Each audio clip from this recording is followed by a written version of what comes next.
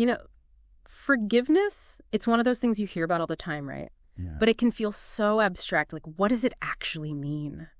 To forgive someone, I mean, really, especially when they've really hurt you. And like, that's kind of what we're diving into today.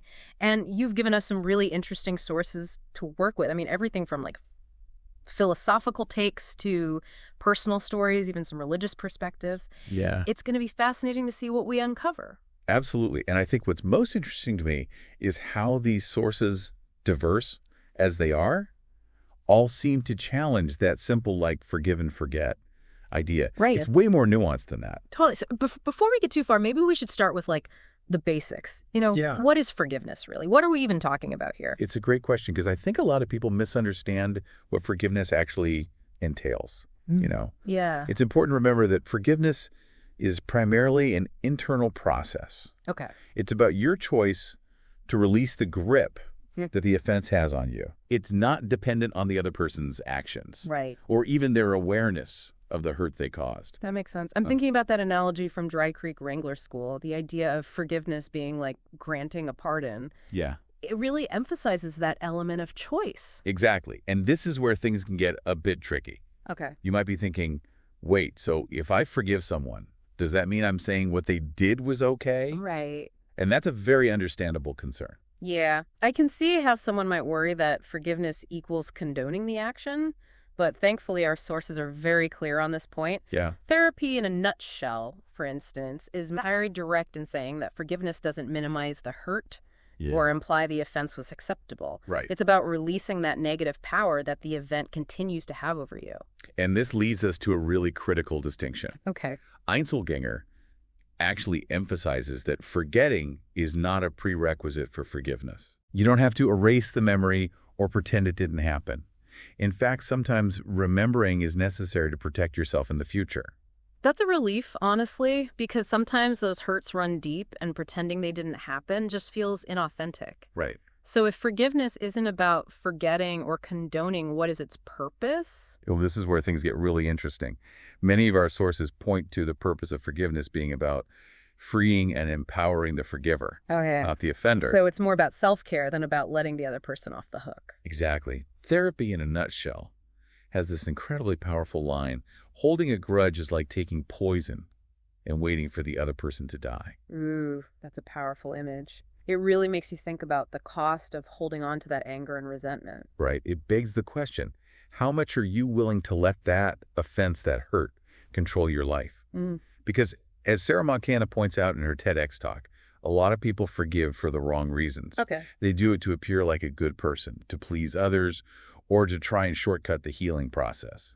It's like putting a Band-Aid on a deep wound without actually cleaning it out. It might look okay on the surface, but it's not going to truly heal. Precisely true. Forgiveness requires a deeper process, one that Einzelgänger suggests involves contemplation and mindfulness. Okay. It's about facing those difficult feelings head-on, not suppressing them. And that sounds really hard. Where do you even begin? Fortunately, therapy in a nutshell actually lays out some practical steps for navigating this process. Yeah. Acknowledging the hurt, admitting the cost of holding on, clarifying responsibility. And I think it's that last step, clarifying responsibility, that often trips people up because it can be really difficult to untangle what was your responsibility versus what was the other person's responsibility in a situation, especially when there's been hurt. Right. But therapy in a nutshell emphasizes that it's about honesty, not self-blame. It's about acknowledging the roles each person played without getting stuck in guilt or shame. And then once you've done that, it talks about channeling that energy, that hurt and anger into something positive, Right. which I find really intriguing. That's where we start to see forgiveness become truly empowering. It's not just about releasing the past. It's about using it to fuel your own growth. Okay, so we've established that forgiveness is an internal process focused on freeing you, the forgiver, from the weight of the past. But what about the other person? What about the relationship? That's where I get a little confused. Right, and that's a crucial point because several sources make a very clear distinction between forgiveness and reconciliation. Okay.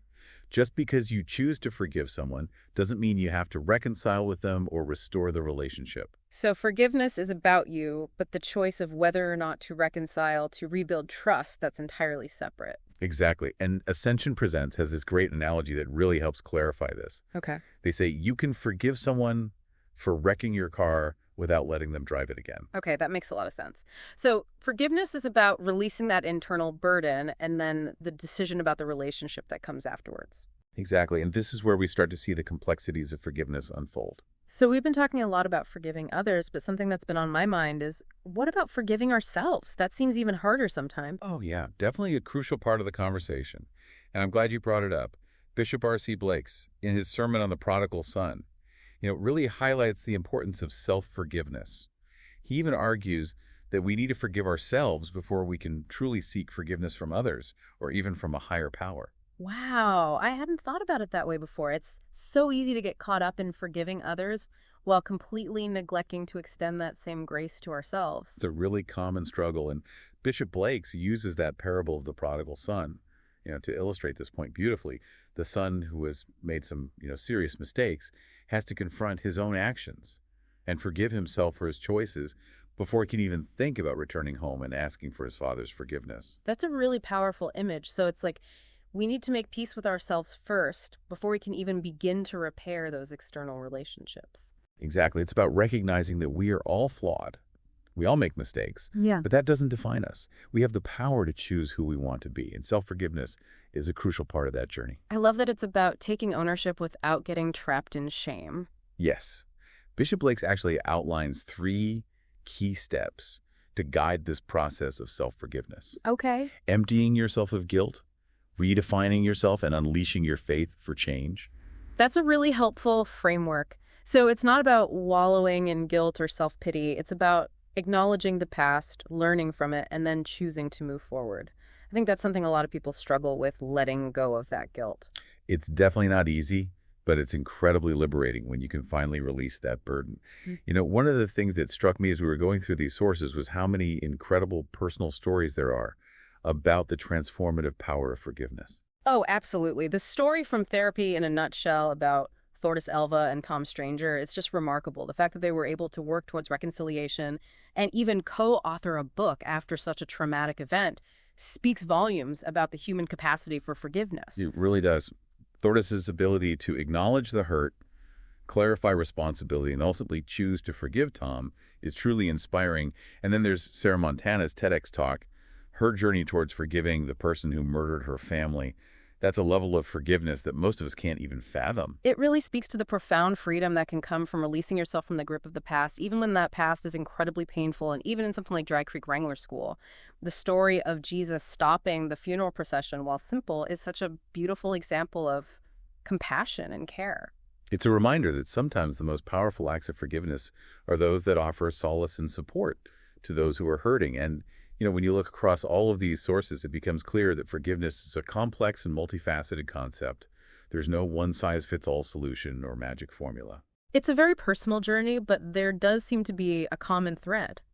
Yes, at its core, forgiveness is about releasing the grip that the offense and the offender has on you. It's about reclaiming your power and choosing how you want to move forward. So it really comes back to that idea of choice. Choosing how you respond to the hurt, choosing how you define yourself, and choosing how you define your future. Exactly. And as Sarah Montana so powerfully puts it, if you're ready to let go of your villains and reclaim yourself, all this forgiveness hype is legit. That's such a great quote. It really captures the essence of what we've been talking about. But I think it's important to remember that forgiveness is a journey, not a destination. Absolutely. And it's a personal journey. There's no right or wrong way to forgive, and there's no set timeline. What matters is that you honor your own feelings, your own needs, and your own process. So as we kind of wrap up our deep dive into forgiveness, I keep coming back to that idea of it being a journey, not a destination. It's not like you wake up one day and bam, you've totally forgiven everyone and yourself. Absolutely. There's no finish line to cross. And that's actually kind of reassuring, Right. because it takes the pressure off. You don't have to force it or rush the process. Exactly. It's more about taking those small steps, honoring where you are emotionally, and being patient with yourself. And remembering that you get to define what forgiveness looks and feels like for you. Yeah. It might not involve reconciliation. It might not even involve the other person knowing you've forgiven them. Right. It's really about that internal shift, that release of the negative energy you've been carrying. Which, as we've seen from these sources, can have incredibly positive ripple effects in your life. Totally. From reduce stress and anxiety to stronger relationships and even improved physical health.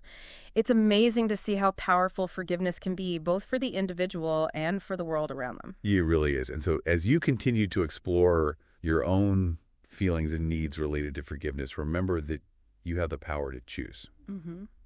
Choose freedom. Mm-hmm. Choose healing. Choose yourself. Mm-hmm. And if you're struggling with it, know that you're not alone.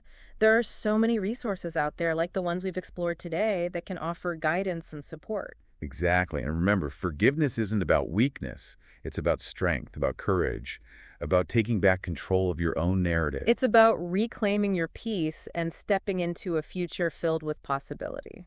Beautifully said. So that's a wrap on our deep dive into forgiveness. I hope this conversation has given you some new insights and maybe even inspired you to embark on your own journey of forgiveness. It's been a fascinating exploration, and I have a feeling this is a topic we'll be revisiting again and again. Absolutely. Until next time.